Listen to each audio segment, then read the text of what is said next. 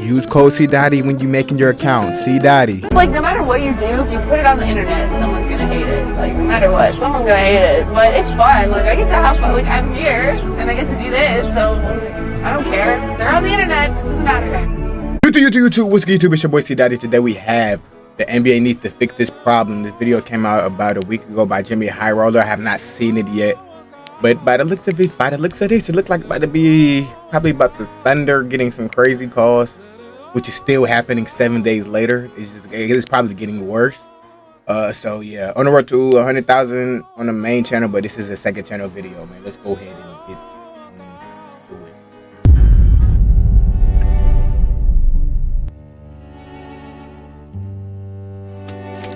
What? Niggas just won a championship. Now niggas is saying anything. Like, I'm nothing, bro. AD is better than Giannis all time. All time. I mean, like, that's not a crazy take, but like, it's not a crazy take. I mean, it's not a crazy take. It's just that opinion.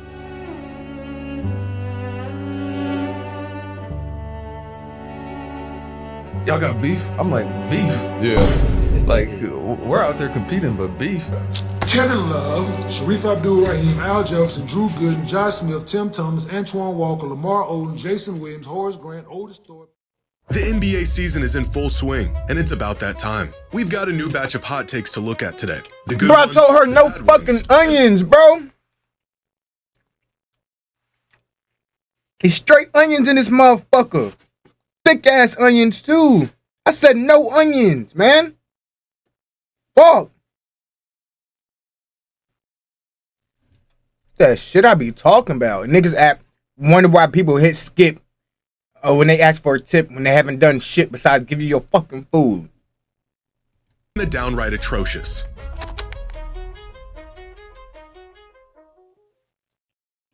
Today's video is sponsored by Factor 75. Factor is a gourmet meal kit service that dietitian-approved meals right to your door. Meal of nutrient, protein, and scientific need that comes with oven. Add the link below and use code HighRollerFB50 at Factor. Shit mid. With 2025 coming to an end, it's probably a good time to look back on a great year of basketball, fond memories and bright futures. But instead, we're gonna do the exact opposite and dive into some of the hottest NBA takes the internet has to offer. Oh, that's what we're doing? This one that says the 2017 Cavaliers beat this year's Thunder. And this take just falls on. Forget the 2017 Warriors. The Cavs team that lost to them are sweeping. Oh, for sure. With LeBron, Kyrie, Kevin Love, J.R. Smith, Iman Shumpert. Oh yeah, for sure. Under the umbrella of X team from the past beats this year's Thunder, which is also just a subcategory of X player from the past is better than current SGA. The worst discourse in all of basketball at the moment. First, it was the Thunder aren't as good as the 2017 Warriors. Then No, they're not. They're not. This team right here is the greatest team of all fucking time. Most overpowered team ever. Obviously, they're better than this Thunder team. The Thunder team is not bad, but they're better. Like, it's not even a comparison at all. Oh, you say you want to go? Okay, let's go. Curry, SGA. Curry. Klay Thompson. Jalen Williams. Klay Thompson. Andre Iguodala. Dort. Andre Iguodala. Draymond. Who we start? Draymond, Chet. You can possibly go Chet, but you could go Draymond too. So we can leave that even. Center. Did I even say KD? I don't know if I got the KD yet. We can do Draymond, Hartenstein, Draymond, or Harden. Now, or you can go Hartenstein. But then KD and Chet. Come on now. Like, it's not even a comparison, bro. it was they aren't better than the 2015 Warriors, and now they aren't better than the 2017 Cavaliers. I saw someone say the Thunder wouldn't even beat the 2013 Pacers. That'll be a good series, but I'm nothing. That'll be a good series, though. I'm not gonna lie. That'll be a good series. What? Can we just give it a rest? I knew one day fans of 2010s basketball would eventually become the unks that downplay the pedigree of future players and teams. Oh, hell no. I'm not doing that. Fuck no. I'm just keeping it a buck. I mean, that I feel like that Pacers series would be a good series, but I'm nothing. If I had to put money up, I'd definitely go Thunder because they just deeper throughout the bench. But yeah, I gotta go Brian, Kyrie, and Kevin Love. Like, come on now. Come on now. Prime LeBron, nobody on that Thunder team. I don't give a fuck how good y'all think a defender they are. They're not guarding Prime LeBron or Kyrie. None of them. Getting fucking fried. Didn't think it would happen this soon. Niggas getting swept. 90s old heads we used to despise. How quickly we went from the Thunder are too inexperienced to the regular season doesn't matter if you can't get it done in the playoffs to, well, they won, but they barely squeaked it out over a mid-Pacers team. What exactly do the Thunder have to do to be taken seriously? Not only are they a great team, nothing they else? do all the things we want great teams to do. They're homegrown, they play awesome defense, they're tough and bro, people take them seriously, but they just matter at the calls they get. Physical, team-oriented ball. They don't rely on threes. They're deep, well-coached, composed. What other tests do they need to pass? I don't know who would win a matchup between the 2017 Cavs and this year's Thunder. That Cavs team was really good, and they did win one game in the finals against the greatest team of all time. But I do know that the Thunder have one of, if not the best defense in NBA history. They're 10 players deep, they have the reigning MVP, and they won an NBA championship. To say the 2017 Cavaliers would give the best— That defense is elite, though. I'm not gonna lie. That defense is elite. And I think they only put like a couple chunks of onions in my shit. It wasn't even a lot. Team in the league today, belt to ass, is also saying the 2017 Cavaliers are far better than any team in the NBA today. And I just don't buy that. I remember at the time how people felt about that Cavs team, how they had many flaws, had an easy run to the finals, and were carried by LeBron. And they were. But when they have a healthy Kyrie and a healthy Kevin Love, they're not losing. They was getting carried by LeBron because Kevin Love and Kyrie were getting hurt every time when it was playoff time. And as much as I wish it were true, Prime LeBron does not conquer all. We have plenty of evidence for this. But this is just the way things go. People— Jimmy, you about to piss me the fuck off. Nobody— finals and were carried by LeBron. And nobody in history— I wish it were true— is beating this Warriors team in the finals with Kevin Durant if nobody gets injured. The Raptors would not have won if Kevin Durant and Klay Thompson didn't get injured. If Klay Thompson and Kevin Durant got injured against LeBron, he would have won another one. The fuck? Nobody ever beating this fucking Warriors team. I'm glad Draymond broke these niggas up. Shout out Draymond. That's the only good thing Draymond did. Prime LeBron does not conquer all. We have plenty of evidence for this. Better piss me off, This Jimmy. is just the way things go. People fall in love with a certain era, usually the one they grew up with. Then in an attempt to preserve those memories, either completely rewrite or exaggerate what happened and tear down the new guys in the process. Do you know how many James Harden apologists have surfaced recently, praising his prime years and how unstoppable he was? And I agree, but He did used to get cooked for his defense.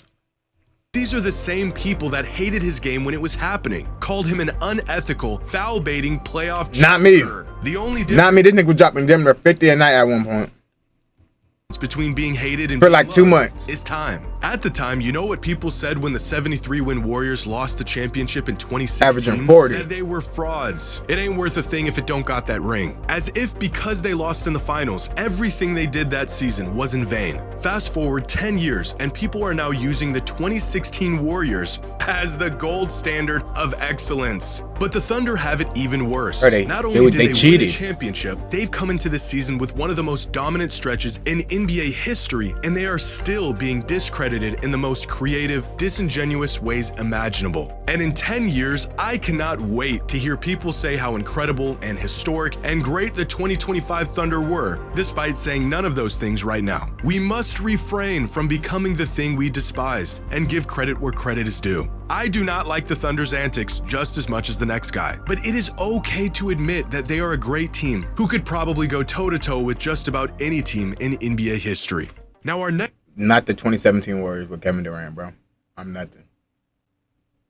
They're not beating prime Kevin Love, LeBron, and Kyrie. They're not. J.R. Smith, Iman. They're not. Respectfully. next take says James Harden is more influential They don't got enough than offense. Steph Curry. And as blasphemous as this may sound, there is some truth here. Steph may have single-handedly changed the course of NBA history more than any other player. On a macro scale, Curry caused a shift in the entire timeline of basketball. But on a micro scale, when you look around the league and the archetype of players we see today, you're more likely to see influences of James Harden, for better or for worse. The step backs, the physicality, the crafty downhill scoring, the ball-dominant combo guards, the ways in which players get their points, the foul baiting. In a perfect world, everyone would emulate what Steph does. But it's not a perfect world, and there's no one else on the planet who can do what Steph does. Harden's game, on the other hand, is replicable for a lot of players, and it's effective enough to convert those players into Harden's successors. And this is probably where the natural course of the game was going to inevitably lead, but it was Harden. That nigga had so much offense. This ISO-heavy, change of pace, so much offense style of play that we see littered throughout the NBA today. In fact, it's such a popular style that it has become essentially the default for most elite guards. Even from a historical perspective, Harden is one of a handful of players that changed the actual rules of the game and continues to have his tactics used by the league's best players. But Steph Curry is a singularity. He didn't just tactics used by the league's best players. If your name ain't Zaza, don't get loud with me. So I guess Zaza's the only nigga that can get loud with Flight. Zaza Pachulia. They forgot they had a Zaza rule. The Zaza rule is crazy. But Steph Curry is a singularity. He didn't just change the way players play the game. If your name ain't Zaza, don't get loud with me. Not just with his three-point shooting, but with his emphasis on off-ball movement, his gravity from 35 feet out, and his demonstration as a smaller guard being the best player on a championship-winning team. And his influence will... I mean, I guess he was the best player one time. ...be felt long after he on retires. A championship team. James Harden did change the game, but Steph Curry may be the biggest game changer in basketball history. Now, this next take comes from Nick Wright, and it's an approach on the GOAT debate that I've never heard of before. So I have a theory. If Jordan never existed and the universally accepted greatest player of all time was Kareem, because that's who it would have been, a guy like Tim Duncan would be in the GOAT debate. What people turned the GOAT debate into was not who's the greatest player ever, it's who reminds me of Michael Jordan the most, which is why Kobe is probably a touch historically overrated, because he is the most similar to Michael Jordan. Right. But because Michael's considered the GOAT, people elevated Kobe past a guy like Tim Duncan, who was just objectively better than him. Instead of the question being who's the greatest basketball player of all time, people asked that question, but what they were really asking is who's the most similar to Michael Jordan, and those are not the same thing. Yeah. Nick is 100% right here. Michael Jordan was such an overwhelmingly dominant and popular player that once it was established that he was the GOAT, the goalpost shifted to who is the closest thing to Jordan competition. Even things like what the greatest player should look like or what their role on the court should be changed because of Jordan. MJ was many things, nigga, but first freaky and as foremost, hell. he was Tongue a scorer. stay out. So scoring became the overwhelmingly largest indicator of greatness. How a player moves, Jordan was graceful, overwhelmingly largest indicator. Wasn't this like a big shot? Why is he not contesting this, Clyde? What are you doing? Why is Clyde not contesting this? What is his bald ass doing? How a player moves, Jordan was graceful and explosive, and so the next guy must also move like a cat and jump out of the gym. It wasn't who's the next great player, it was literally who's the next Michael Jordan. And of course that player was Kobe Bryant. Many fans will even use the logic of if MJ's the GOAT and Kobe's the closest thing to MJ, then he must be the second greatest player of all time. And although I have Kobe higher all time than a lot of fans, I do think this approach has plagued and hurt these conversations for decades now. Despite Tim Duncan's incredible impact throughout his career, the fact that he looked, acted, and played nothing like MJ certainly did not help his GOAT case. I think we're seeing this same issue with Nikola Jokic right now. Because his game Jokic is getting, I ain't gonna lie, Jokic is getting glazed. He's getting all the praise he needs, bro. I ain't gonna lie, he don't need no more type of I'm not gonna say overrated. He don't need no more type of rating. Like, he's perfectly rated. He's not overrated. He's not underrated. He's perfectly rated, bro.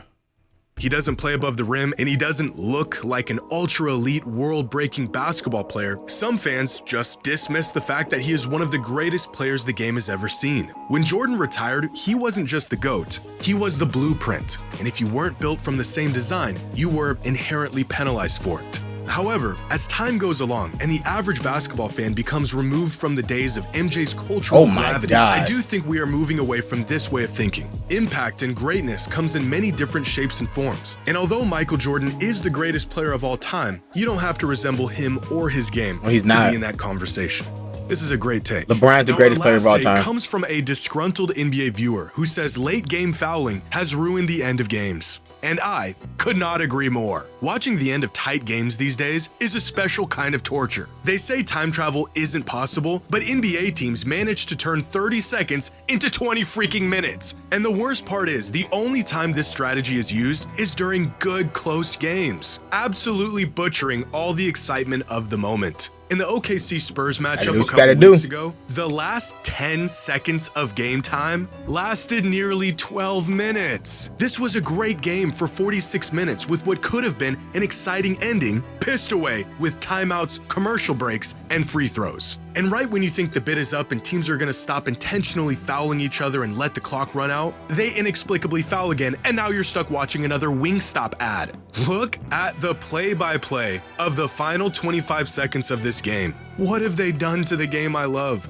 20 fouls, 24 subs, and not a single lead change to show for it. Intentionally fouling late in games has always been a thing, but it wasn't until fairly recently when teams started regularly fouling while up 3, attempting to preserve their lead. So now instead of one team fouling and the other team trying to avoid it by playing sound, disciplined defense, both teams are out there just chasing each other around getting fouls. Now, this shouldn't be a hot take. At least, I don't think it should. But there are still a lot of fans who believe this is a legitimate strategy that shouldn't take a backseat to our viewing experience. That the priority of these teams is to win. It's a strategy. Consider how entertaining it is for those watching. And this is a legitimate strategy, and I do agree to an extent. But that extent came and went a long time ago. Winning has always been a priority in the NBA, and that has never stopped the end of games from being entertaining before. A lot of people don't think this is a problem that needs to be fixed. But if we were trying to fix this issue, some plausible solutions may be once the clock reaches a certain point, say 1 minute left, the team getting fouled gets 1 free throw and possession. Another suggestion some fans have made is 3 free throws on any intentional fouls committed beyond the 3-point line within the final minute of game time. But virtually every possible solution offered up inherently penalizes the team with the lead, so it doesn't look like this strategy will be going anywhere anytime soon. You don't see this tactic play out in every close game, but when you do, get comfortable, buddy. See this tactic Giannis, play out in when did you do this? Every close game, but when you do, get comfortable, buddy, because you're about to witness a 30-minute ad break with some occasional free throws. This is a great take, but let me know what you think. Share your hot takes in the comments below, and as always, the hotter, the better. I mean, I don't think they're gonna do something about it. Like, what can they do? I know he had some suggestions, but I doubt they're gonna do that. Let me know what y'all think down below. On the road to 100,000 on the main channel. Man, I'm out this bitch.